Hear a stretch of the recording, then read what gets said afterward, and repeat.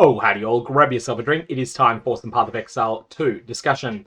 Today, I wanted to go through all of the currency items in Path of Exile 2. Now, we're just going to look at the core currency items, so not necessarily everything that comes from various different mechanics like essences.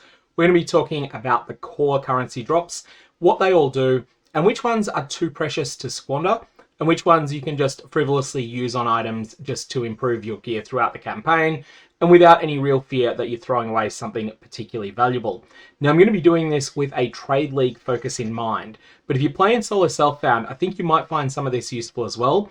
I will discuss when items are extremely rare but not very expensive, such as the Orb of Annulment, because that's worth keeping in mind. If you do play in solo self-found, Orbs of Annulment are going to be a very, very, very precious resource because they're considerably rarer even than the much more valuable Divine Orb. Fun fact, of course, I have had more Orbs of Annulment drop than Divine Orbs. I just happen to know that the Orbs of Annulment are rarer. Anyways, this is the currency exchange. This is something that unlocks in Act 4, and it allows you to trade currency with other players if you're playing in Trade League. It's really useful as a way to just get rid of currency you don't want and pick up currencies that are of use to you. Here, I'm just running a little bit of an experiment with flipping Wisdom Scrolls for Exalted Orbs, just to see if that works while I'm recording this video. I think it'd be a very slow currency maker, but something that would be fairly passive, at least at the moment, with the huge spread that exists between the two.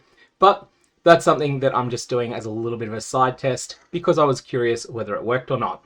However, the Scroll of Wisdom, you can see here, is currently going for something like 1/1000th of an Exalted Orb. What this means is, don't put these things on your loot filter. They really, really, really are not worth picking up. They are something that you do need early in the game. You definitely want to loot them in Act 1, but after a while, you'll find that you just don't need them. You'll be able to get plenty of Scrolls of Wisdom for your own personal use by buying them for vendors for 25 gold. In Act 1, 25 gold is a fairly onerous cost, but that ceases to be the case after a very short period of time. So, Scrolls of Wisdom, don't loot them. Orbs of Augmentation are next. These are something that are incredibly cheap. You'll see at the time I'm recording this video about 0.006 of an Exalted Orb, so basically no value at all. What this means is just throw them on any flask that has the potential to be good, and just flow them on any single mod magic item that you've already identified. You won't necessarily always want to identify single mod magic items, but if you do find one, then definitely play around with throwing an Orb of Augmentation on it if the first mod was good. If it ends up that the second mod's good as well, then you'll go further with that craft. Anyways, no need to hoard these at all. Just use them if you think there's any chance that they'll make something better for you, and don't worry about the cost. Next, you have the Orb of Transmutation. Now, it's worth noting that a lot of the time when you get a normal item, your first thought is, I'll transmute this, if it's good, I'll augment it, if it's still good, I'll regal it, and if it's still good, I'll triple exalt it. That's one pathway you can take, but I do want you to consider two others that you can take. The first one is to instead apply an Orb of Chance, which ends up risking the item and might get you a valuable unique, and that's going to vary as to whether it's a worthwhile plan or not, based upon the specific uniques that it could become.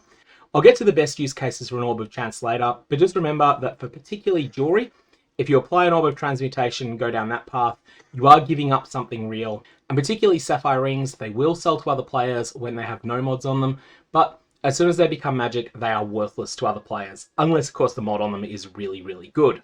Other than that, some of the other use cases for transmutations, and again, you do not need to hoard these things, these will drop in large numbers, and they're never worth anything much, as you can see here, 0.008 Exalts at the time I'm recording this video. These are something you can apply to Waystones, these are something you can apply to flasks, and also just to any item base that has some potential to be good. Don't worry about hoarding these, you'll get plenty of them, so feel free to just throw them on anything. So next we have the Regal Orb. Now the Regal Orb is very, very volatile in price, but at the time I'm recording this video, about 0.16 of an Exalt, so not worth very much, but sometimes they do push up to 0.3 or so. It just seems to depend on the time of day, whether or not the richest players are bothering to pick them up off the ground on any given day.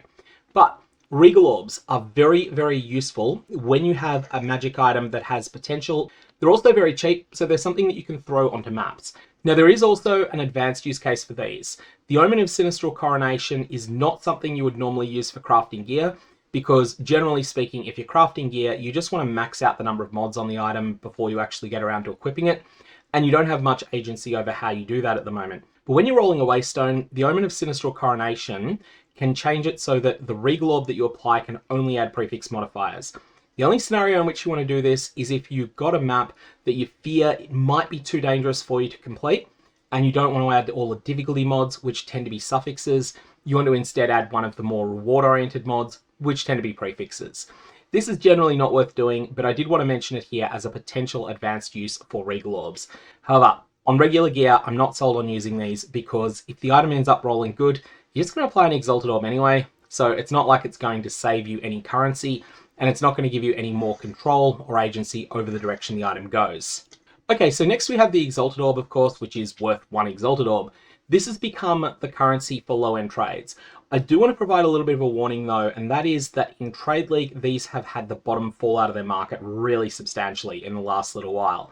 They're pretty common, but if you're playing a bit more casually, when you're running a Waystone, it's not like you can just go Alchemy Orb, Exalt, Exalt, and be confident that you will sustain the Exalted Orbs. However, if you have a fair bit of Magic Find on your character, cough cough, insert round here about the way that Magic Find is distorting the game economy completely, but if you do have a bit of Magic Find on your character, you will sustain those Exalted Orbs, and what that means is that it's pretty much always worth your while applying 2 Exalted Orbs to every Waystone that you run.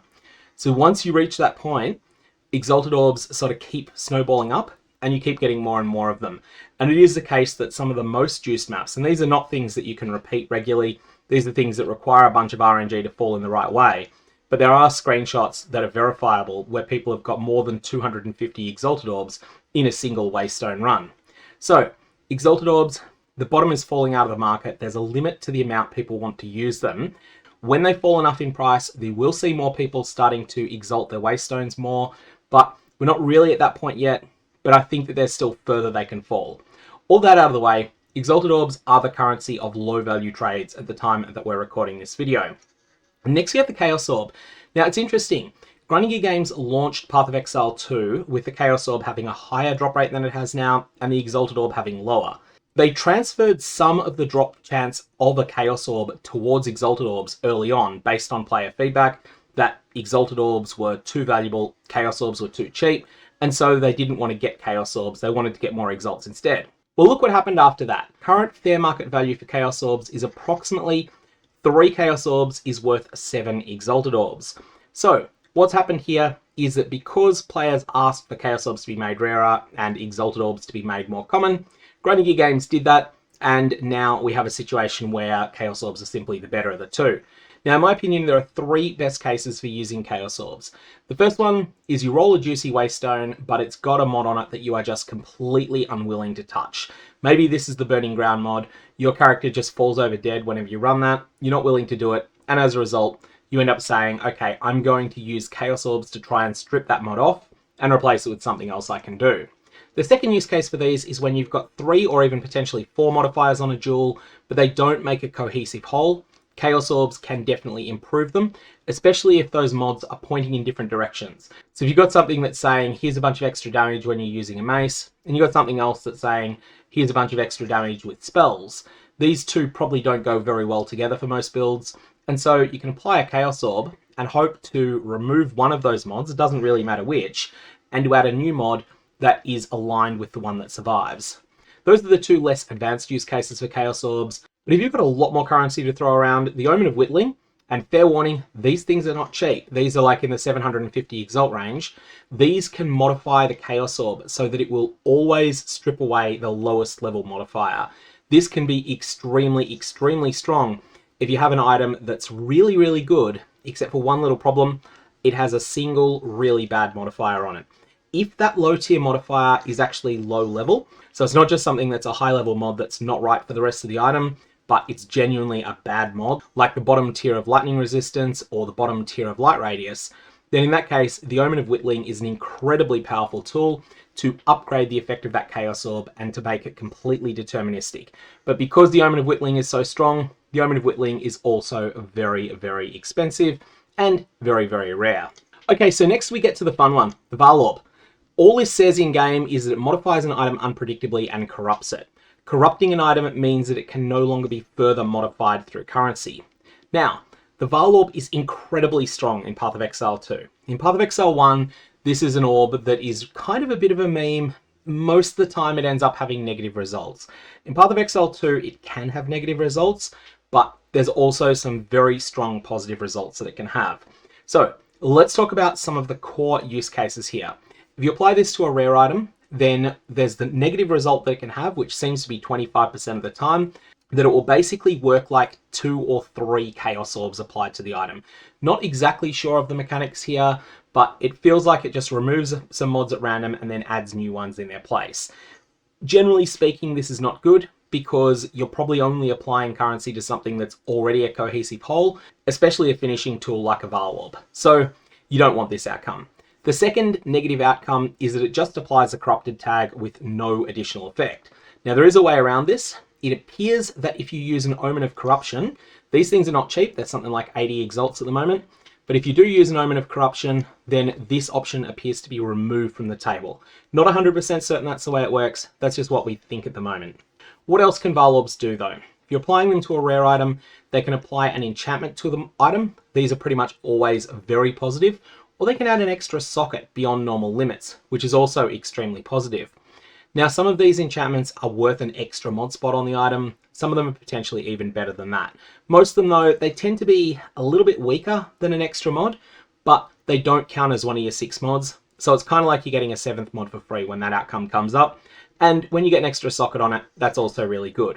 If you apply it to a unique item, though, instead of having the potential to remove multiple modifiers from it and then add multiple modifiers, what the Vaal Orb instead does is it applies the effect of a Divine Orb to the item, then some additional scaling that's still being researched, but that can push the item beyond its normal limits. This can be incredibly, incredibly strong, and there's a bunch of quite common unique items such as Widowhail, such as Black Sun Crest, that can be extremely, extremely strong if a Vaal Orb pushes them beyond their normal limits. So, Vaal Orbs, incredibly good. They're also really good on maps. They're just generally really good, but don't use them on anything you can't replace because they can ruin items too. They don't do it as often as they did in POE 1, but they can still do it. The Orb of Alchemy is next, and these are currently about 0.5 Exalts at the time I'm recording this video. Of course, that might change by the time you're watching it. What these do is they take a normal item and they upgrade it into a 4 mod rare.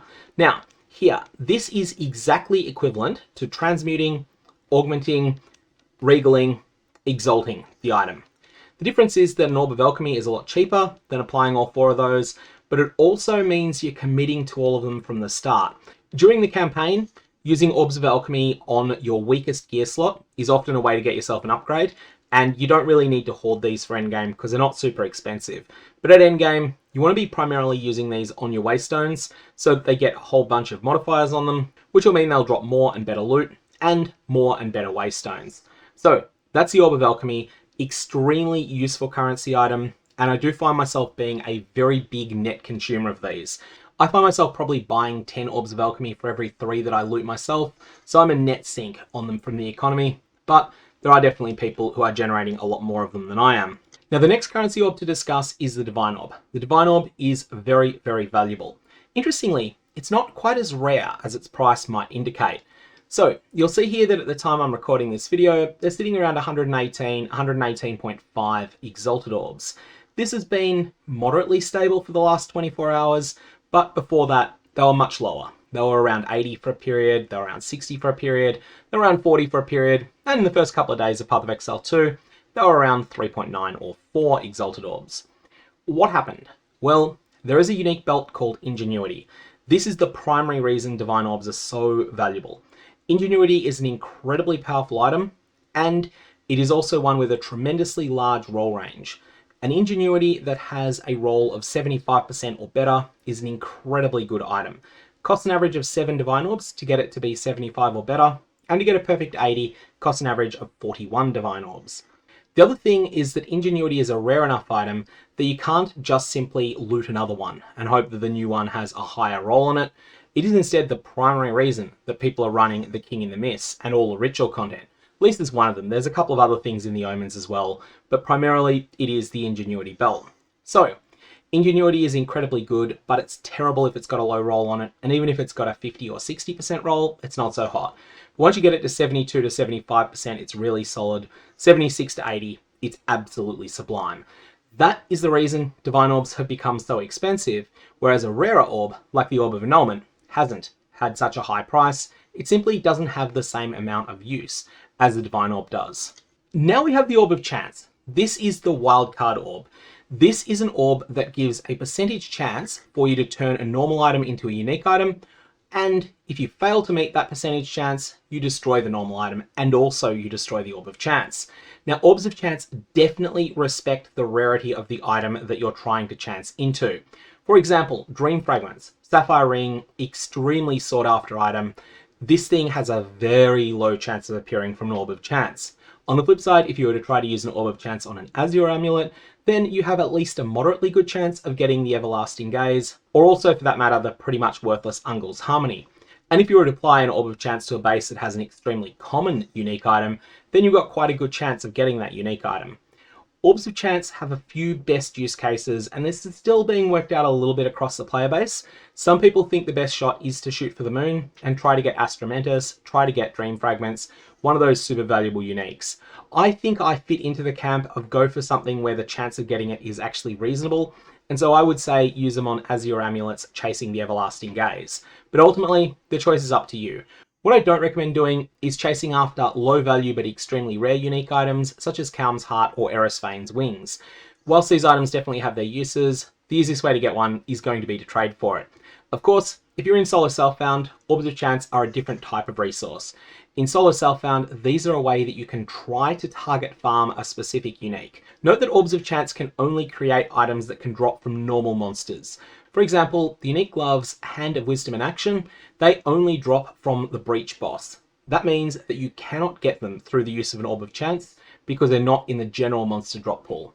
Keep that in mind. If you do attempt to use an Orb of Chance on a base, and the only possible unique items are ones that are from these types of special monsters, then the Orb of Chance application will fail. Your normal item will stay intact, your Orb of Chance will stay intact, and you'll receive a message saying, hey, that failed, this item cannot upgrade in rarity. Anyways, so it's the next day, and I realized I had to re-record the section on the Orb of Annulment because we made a little bit of a mistake in it. Orbs of Annulment are really, really rare. Let's just get that out of the way. Estimates vary, but they're probably either double or double and a half the rarity of a Divine Orb. So when I say double, double and a half, that means the drop rate of the Divine Orb is 2 to 2.5 times as high as that of the Orb of Annulment. We'll work out more on that over time, but they are definitely rarer than Divines. That said, rarer doesn't mean better. That's always the case in Path of Exile 1, and it's also the case in Path of Exile 2. The Orb of Annulment removes a mod at random from an item. Now, if you were going to apply this to a rare item, you'd pretty much always follow it up with an Exalted Orb, and that's the reason that the Orb of Annulment isn't so hot. All you're doing is using a very, very rare currency plus a pretty common one to mimic the effect of a Chaos Orb. And pretty much every time that you would use an Orb of Annulment on a rare, it's almost always better to use a Chaos Orb. There are, however, two exceptions. The first one is an Orb of Annulment can be used on a magic item. If you happen to have a magic item that's got one absolutely spectacular mod on it and one complete and utter rubbish mod, then an Orb of Annulment gives you a 50-50 chance to improve that item. Improve it by removing the trash mod so that you can then try and replace it with something else. For example, you had something that had bottom tier spell damage as a prefix, but as a suffix you had top tier plus to the level of gems of a particular class of spell. That would be an example of something where a 50-50 annul would be worth your while. But there is also a very, very advanced option that comes to mind, and that involves the use of omens. Now, the Omen of Sinistral Annulment, the Omen of Dextral Annulment, these things are unbelievably rare. When I say unbelievably rare, I'm talking about there's only like 5 or 6 of each of them available listed for trade in the entire league. And there's definitely people who are buying them the instant they show up on the market because they are incredibly powerful crafting tools. While this item is active in your inventory, your next Orb of Annulment will remove only suffix modifiers, and there is also the prefix equivalent of this. This is probably the single most deterministic crafting method that we have, with a possible exception of the Omen of Whittling. These allow a lot more control over which particular mods get removed through the use of an Orb of Annulment. Now, when you then go and add another mod to the item, you could end up with a garbage mod in its place, but this is currently about as deterministic as it gets in Path of Exile 2, so keep that in mind. These things are incredibly strong. They are also incredibly rare and incredibly expensive. These are not for use in casual crafting at all, and really I think their only use is going to be when trying to make an item that is so good that you could justifiably use a Mirror of Kalandra on it. which is a currency we'll get to later. All in all, the Orb of Annulment is a demonstration that being extremely rare does not make you extremely special or extremely valuable. However, if you're playing in solo self-found, do definitely keep these things because they are not something you will easily replace. Only use them after considerable thought. And next we have what I term the finishing items. So we have the Artificer's Orb. This is really simple. This is something that you can definitely feel free to use yourself when you find one. The Artificer's Orb is something you can use pretty frivolously. It doesn't need to be hoarded, because if you ever find yourself in a situation of needing more of them, then all you need to do is start picking up items in maps that have sockets on them, and you can then go and shatter them in order to get Artificer's Shards. It's also worth noticing that Artificer's Orbs are pretty cheap. They're only about 0.2 Exalted Orbs at the moment. So ultimately, my real advice is just simply to trade for them. Don't bother picking up all that rubbish on the ground. Just trade for the Artificer's Orbs you need. You probably will need a few, especially if you're Vaaling a lot of stuff, but they're super cheap at the moment. The other things that are good for finishing items are all of the quality currencies. Now, these vary a bit in rarity. They are a lot rarer than in Path of Exile 1. So Path of Exile 1 players would be familiar with Armorer's Scraps, Blacksmith Waystones. These things just drop like candy. Glassblowers Baubles, not particularly rare. GCPs are pretty rare in POE 1, but nothing crazy. And the Arcanist Etcher doesn't exist there. So the Armorer's Scrap increases the base defenses on an item. You probably want to use these once the cost stops hurting. So you'll see here that they're about 2.5 Armorer's Scraps per Exalted Orb. So there's something that you can then throw onto your existing items just to get a little bit of extra power out of them. If you've got a piece of armor, and here armor doesn't just mean your chest armor, it includes your helmet, your gloves, your boots. These item slots can get a little bit of an extra boost out of an Armorer's Scrap. They're worthwhile using there, but only if you think you'll still be using that item in 3 hours of gameplay's time. Now the Blacksmith's Whetstone is actually more powerful again. These things are about 7 to the Exalt, so they're very cheap. These are fantastic if you are using an attack-based weapon. Then we have the one that's a little bit more confusing, the Arcanist Etcher. What this will do, there is a skill that is built in to every wand, staff, or scepter. For example, some staves will have Living Bomb as a built-in skill that they grant you. What this will do, the Arcanist Etcher, it will increase the gem quality of that particular skill. So it's something that's worth doing, but only if you think you're going to be using your staff, wand, or scepter for a considerable period of time. Of course, they're not very expensive, so if you do even use your skill occasionally, then it is something worthwhile to consider. The Glassblower's Bauble is something that's a little bit more expensive, but they are coming down in price now. So you're looking at something like 1.25 Glassblower's Baubles per Exalted Orb, so 0.8 Exalt per Bauble. These are something that will get you a little bit more juice out of your flasks, which is really good, but they're something that come online pretty late in progression. They're pretty rare, but you don't need very many of them. Once you feel like your flasks are set, then you probably want to quality them up. But until you feel like your flasks are set, it's fine to go without. And then we come to 4 currencies that make your skills better. The Gemcutter's Prism is one of these. This will have a quality stat that varies from gem to gem. There are some gems where this is phenomenal, there are some where it's derisory.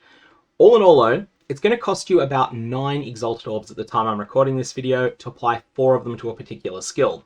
This is then going to provide you with a significant boost in power, and so it's something I would highly recommend that you consider. Then we have the Jeweller's Orbs. The Lesser Jeweller's Orb is common. This allows you to turn a skill from having 2 support gem sockets up to 3. This is something that you can use absolutely frivolously on every single gem that you've got. At the time I'm recording this video, they're available for 0.05 Exalts. Now, something very important to note here. You'll notice the Greater Jeweller's Orb is quite expensive. One of the possible outcomes when you apply a Vaal Orb onto a skill gem is that it can go plus or minus 1 gem socket. And if you were to start out with a gem, hit it with a Lesser Jeweller's Orb for basically no cost at all, and then apply a Vaal Orb to it, it seems like it's 1 in 8 that will then mimic the effect of a Greater Jeweller's Orb. However, it will also prevent you from further upgrading that gem. So this is not a forever solution, but if you find yourself in a spot where you've only got what Path of Exile 1 players call a 4-link, so a gem that can have 3 supports in it, and you'd like to get a bit of extra power, this might be the way to go in order to do that. However, it's not a forever solution. You're then going to want to get a new gem, start over, and apply Greater Jeweller's Orbs to it. Now we'll start looking at the other 2 Jeweller's Orbs, and these things are more expensive. These are much more expensive. You're looking 38 Exalts for your Greater Jeweller's Orbs, and when you start looking at the Perfect Jeweller's Orbs, you're looking something like 300. These things are not cheap, but they are something that is a powerful upgrade late in your character's progression. Ultimately, your best possible skill gems are going to be ones that have 20 quality, that are level 19 early on, and then you eventually upgrade to 20. That's an even later upgrade than anything else. And you also have applied a perfect Jeweler's Orb to them. The very best will also have a Vaal Orb that then pushes them up to gem level 21. But that's going to be an extreme min-maxing step for most people. Most people will probably end up sitting with a level 19 gem that has a perfect Jeweler's Orb applied to it. And you may have noticed we've jumped over the Mirror of Kalandra. The Mirror of Kalandra in Path of Exile 1 appears to be 1,000 times as rare as the Divine Orb. I believe that may be the case in Path of Exile 2 as well, although we're not sure on that. What the Mirror of Kalandra does is it quite literally dupes an item. If you've got a rare item that is ridiculously good, a Mirror of Kalandra can make a mirrored copy of it.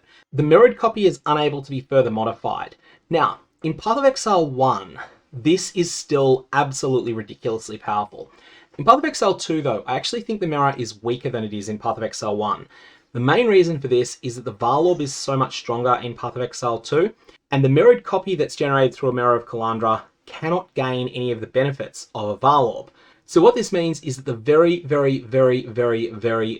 best items in the game will not be mirrored copies of items. They'll be items that have been corrupted beyond their normal power limits through the use of a Vaal Orb instead. So that's something to keep in mind, but that said, the Mirror of Kalandra is ridiculously strong. You'll notice that there is literally no one trading Mirrors of Kalandra against the Exalted Orb at the moment. And if we have a look, there are people offering 5,000 Exalts to buy one. Their actual real value is much higher than that. It's more like 40,000 Exalts at the time I'm recording this video. And I kind of expect that will just go up from there, because the Mirror of Kalandra is something that in Path of Exile 1 is always chronically undersupplied. So, in summary, which of these items are too precious to use early on? Obviously, the Mirror of Kalandra. The Divine Orb is definitely too precious to use early on. And you probably also want to be very thoughtful about your use of Perfect Jeweler's Orbs and Greater Jeweler's Orbs. In terms of the rest, think twice before using a Chaos Orb, an Orb of Annulment, or an Orb of Chance. Everything else you can kind of just experiment with, knowing that you're not destroying anything truly precious. You're not going to be throwing away something that you can't get back by the time that you're in maps at least, just by running 3 maps and maybe a lot less than that. I'm going to leave it there. May your Vaal Orbs have interesting results.